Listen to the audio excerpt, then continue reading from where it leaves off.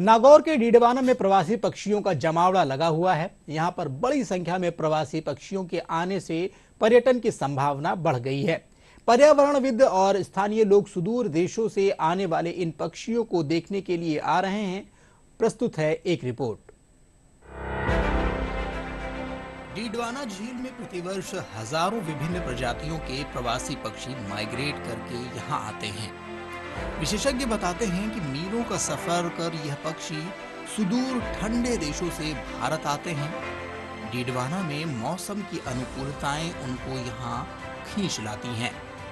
आमतौर पर सर्दी का मौसम खत्म होते ही यह प्रवासी पक्षी अपने देश को लौट जाते हैं, लेकिन पिछले कुछ अरसे से ऐसा नहीं हो रहा है और सर्दी का मौसम खत्म हो जाने के बाद भी प्रवासी पक्षी यहाँ डेरा जमाए हुए हैं। यहाँ पर प्रमुख रूप से दो प्रवासी पक्षी आते हैं, लेसर फ्लेमिंगो और ग्रेटर फ्लेमिंगो, और ये अक्टूबर और नवंबर के महीने में आते हैं। और जनरली ये फ्लेमिंगो फरवरी मार्च तक रहते हैं।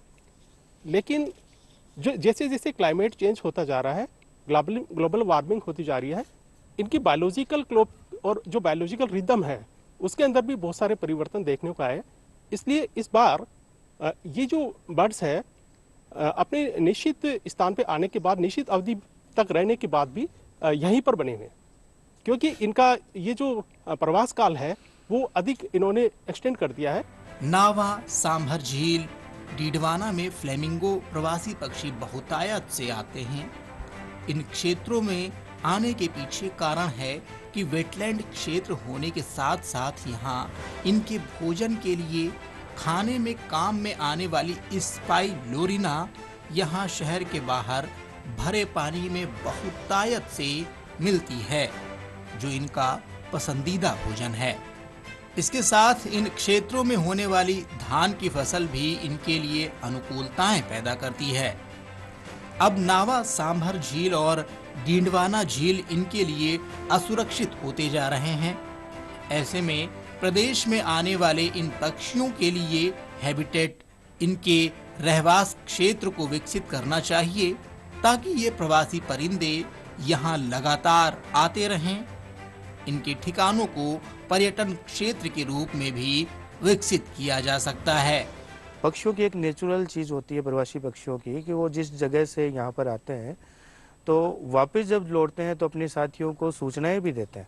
अब जो दूसरे जो पक्षी है उनको जब ये सूचनाएं मिलती है कि ये जो क्षेत्र है अपने प्रवास के लिए अब उतना उचित नहीं है, तो वो भी दूसरे ऑप्शन पे विचार करते हैं। तो पक्षियों में धीरे धीरे और जो प्रवासी पक्षियों में है इस एरिया के प्रति और मोह भंग होता जा रहा है। और गवर्नमेंट को ये चाहिए कि इस एरिया को मानवीय गतिविधियों के लिए रिस्ट्रिक्ट करे, थोड़ा इस एरिया में जो अवैध जो चीज़ें हो रही है उन पे थोड़ा सा कंट्रोल करें।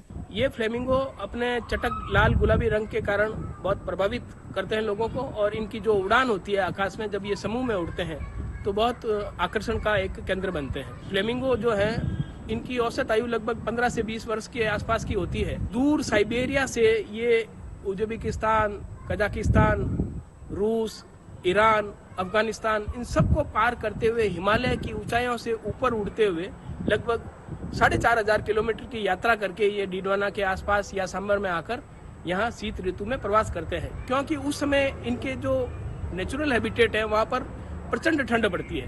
इनमें इन्फॉर्मर भी होते हैं जो टो लेते हैं कि किस तरह से पहले जाने से पहले पूरा समूह अगर वहाँ लैंड करेगा, उतरेगा, रहेगा, या रहने के बाद भी कोई खतरा होता है तो वो टो लेते हैं और इंफॉर्मेशन सिस्टम से सभी फ्लेमिंगो को सावचेत करते हैं। मानव के प्रकृति से अंधाधुंध दोहन और उससे छेड़छाड़ आज मानव सहित अन्य जीवों और पेड़ों के लिए भी संकट बनती जा रही है।